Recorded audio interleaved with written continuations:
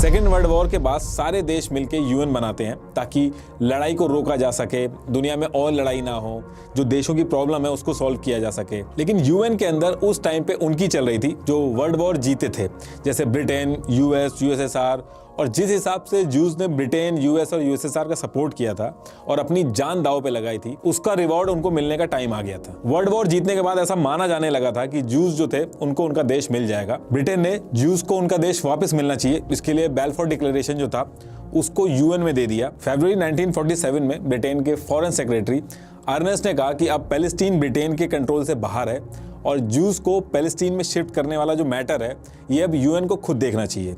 UN ने एक special committee बनाई जो पैलेस्टीन गई। इस कमेटी में 11 देशों के लोग थे। इस कमेटी ने कहा कि पैलेस्टीन में सिर्फ 1/3 पॉपुलेशन जूस की है और 2/3 पॉपुलेशन जो है वो अरब्स की है, जबकि टोटल लैंड का सिर्फ 6% जूस के पास है। और ये बोलने के बाद यूएन की कमेटी ने एक हिस्टोरिकल फैसला दिया। उन्होंने कहा कि पैलेस्टीन वाला जो एरिया है जहां पैलेस्टीन भी रहते हैं, जूस भी रहते हैं और जेरूसलम भी है, जो 3 रिलीजन के लिए बहुत ही इंपॉर्टेंट प्लेस है, इसका एक ही सोल्यूशन है कि एक देश इजराइल नाम से बना के जूस को दे देना चाहिए और उसी एरिया में पैलेस्टीन नाम से एक देश बना के पैलेस्टीनियों को दे देना चाहिए। और ये जो जेरूसलम है इसको किसी को नहीं देना चाहिए, इसको यूएन के कंट्रोल में रखना चाहिए। अब यूएन में जब भी कोई ऐसा डिसीजन होता है तो सारे देश वोटिंग करते हैं और ये जो वोटिंग होती है इससे डिसाइड होता है कि जो फैसला है वो पास होगा कि नहीं। इसके बाद वोटिंग होती है और जो सारे देश है वो इसके सपोर्ट में वोट करते हैं। इंडिया एक लौता ऐसा देश था जो नॉन मुस्लिम था और जिसने पैलेस्टीन के सपोर्ट में वोट किया था कि पैलेस्टीन का बंटवारा नहीं होना चाहिए। बाकी जितने भी अरब कंट्रीज थी उन्होंने भी ये कहा था कि पैलेस्टीन का बंटवारा नहीं होना चाहिए, लेकिन उसके बाद भी बंटवारा होता है क्योंकि बाकी जितने भी देश थे उन्होंने इस फैसले के फेवर में वोट किया था। अब ये चीज पास हो जाती है। 1947 में यूएन डिवाइड करके मैप रिलीज करता है कि इस तरीके से इस एरिया में बंटवारा होगा और कौन सा हिस्सा किसके एरिया में आएगा। यूएन ने जब ये फैसला सुनाया था और मैप रिलीज किया था, इससे पहले 1946 में ये मैप था। इसमें जो व्हाइट वाला पार्ट आप देख रहे हो ये जूस पॉपुलेशन थी, लेकिन यूएन ने जो बंटवारा किया था ये बहुत ही शॉकिंग था क्योंकि इजराइल को वो भी एरिया मिला जहां पे जूस पॉपुलेशन नहीं थी। ये ऑफिशियल मैप था जो यूएन ने रिलीज किया था बंटवारे के हिसाब से। येलो वाला जो पार्ट है ये जेरूसलम है, इसको यूएन के अंडर में रखा गया था। यूएन ने ये जो पार्टीशन किया था इससे अरब देश बिल्कुल भी खुश नहीं थे, लेकिन जो जूस थे वो खुश थे अपने इजराइल को मिलने से। अब इस डिसीजन के बाद ब्रिटिशर्स जो थे, जो राज कर रहे थे इस एरिया में, वो इसको छोड़ के चले जाते हैं। ब्रिटिशर्स के जाने के नेक्स्ट डे ही अरब कंट्रीज का मतलब कि Egypt, Syria, Jordan, Saudi, Lebanon, Yemen, Iraq, ये सब हुए। तो इन्होंने इजराइल के ऊपर वॉर स्टार्ट कर दी मिलके। हर किसी को लग रहा था कि इतने सारे अरब देश हैं आराम से जीत जाएंगे, लेकिन इसका उल्टा हुआ। अरब देशों को पीछे हटना पड़ा और इजराइल ने जो यूएन ने एरिया दिया था उससे ज्यादा एरिया कब्जा कर लिया। तो ये जो दाव था अरब देशों का ये उल्टा पड़ गया। यूएन ने जो एरिया दिया था वो ये एरिया दिया था, लेकिन जूस ने इस लड़ाई के बाद ये पूरा हिस्सा भी इजराइल में ऐड कर दिया। अब इसके कुछ साल बाद 1964 में अरब देशों ने मिलकर इजिप्ट के अंदर एक मीटिंग की जहां पे इन्होंने बनाई पैलेस्टीन लिबरेशन ऑर्गेनाइजेशन, जिसे पीएलओ भी कहते हैं। पीएलओ एक तरीके से जितने भी पैलेस्टीनी थे उनका आर्मी और पॉलिटिकल लेवल पे रिप्रेजेंटेशन करती थी और पीएलओ का मेन काम था कि पैलेस्टीन को इजराइल से वापस लेना और उनको उनका लैंड दिलवाना। इजराइल ने ये जो अटैक किया था इजिप्ट के ऊपर, इजिप्ट के लीडर नासिर इस चीज से बहुत ही ज्यादा नाराज थे। तो इन्होंने 1967 में बाकी अरब कंट्रीज से बात करके स्ट्रेट्स ऑफ तिरान का ये जो एरिया है जहां से इजराइल बाकी देशों को अपना सामान भिजवाता है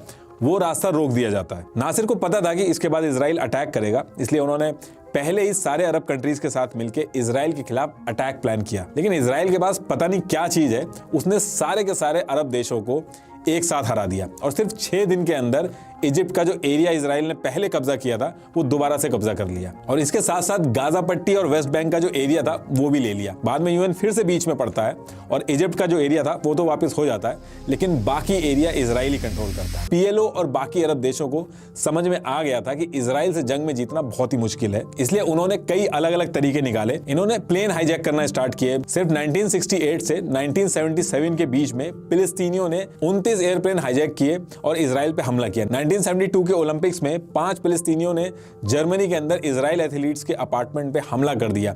ये सब करके पीएलओ को काफी अटेंशन मिल रही थी और इजराइल काफी हद तक परेशान भी हुआ। उसके बाद यूएन के अंदर पीएलओ के हेड यासिर को यूएन की मीटिंग में भी बुलाया जाने लगा और ये सारी चीजें देख के इजराइल को समझ में आ रहा था कि पीएलओ जो है ये आगे चल के इजराइल के लिए दिक्कत बनेगा। पीएलओ के जो ज्यादातर फाइटर थे वो लेबनान में रहते थे, क्योंकि इजराइल के आसपास के एरिया में इजराइल टिकने नहीं देता था। तो इजराइल ने बिना कुछ सोचे समझे लेबनान के ऊपर भी अटैक कर दिया। 18,000 से भी ज्यादा लोगों की इसमें जान जाती है। इससे बहुत ज्यादा नुकसान होता है पीएलओ को, और पीएलओ काफी वीक भी होता है। और 1988 आते आते पीएलओ को भी रियलाइज हुआ और पीएलओ ने 2 स्टेट मॉडल रिप्रेजेंट किया। देखिए, पहले जो फिलिस्तीनी थे वो ज्यूज को पूरी तरीके से भगा के इजराइल पैलेस्टीन बनाना चाहते थे, लेकिन बाद में उनको रियलाइज हो गया कि ये चीज इतनी आसान नहीं है। तो उन्होंने ये कहा कि एटलीस्ट यूएन ने जो डिसाइड किया है उनको वही वापस मिल जाए।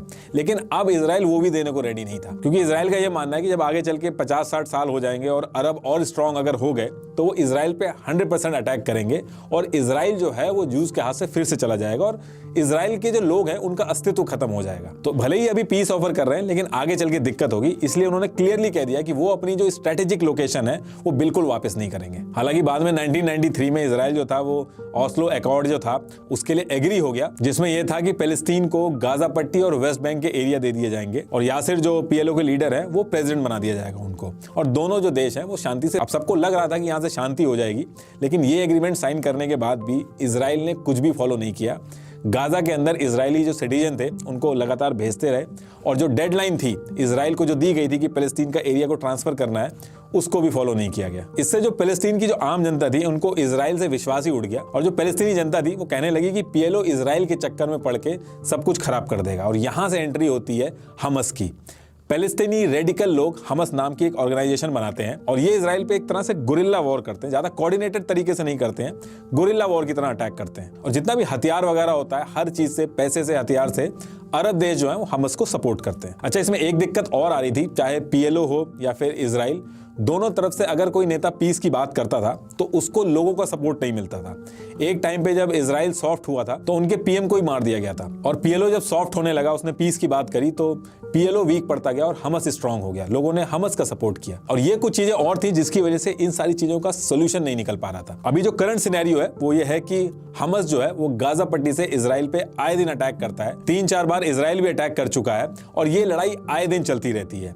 क्वेश्चन अभी भी वही है कि जेरूसलम पे किसका हक होगा और किसको अपनी जमीन मिलेगी। लड़ाई इस चीज की अभी भी चल रही है। अगर कोई लीडर पीस की बात करता है तो पब्लिक उसको हरा के बाहर कर देती है या मार देती है।